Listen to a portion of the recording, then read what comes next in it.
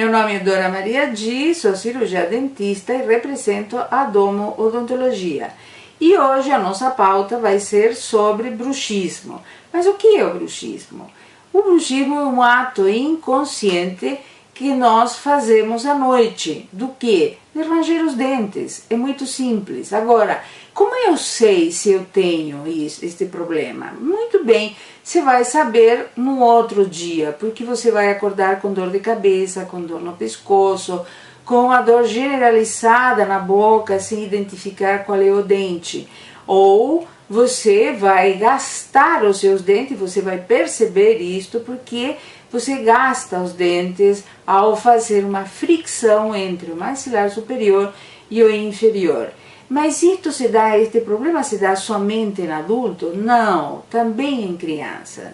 E nos dias de hoje, 40% das nossas crianças têm este hábito inconsciente. Então, pai, mãe, vamos prestar atenção, veja se seu filho acorda com dor de dente e ele não tem cárie. Pode ser que ele tenha bruxismo.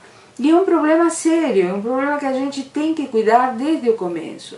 E quais são as formas que a gente tem de solucionar este problema? Bem, uma das mais fáceis, mais rápidas, é fazer uma placa, né? Uma placa de mordida que a gente vai colocar no maxilar superior, evitando que ele faça este atrito com o maxilar inferior e gaste os dentes.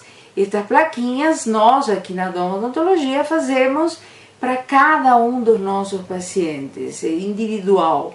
Então, se você tiver um destes sintomas que eu falei, venha para a Domo Odontologia.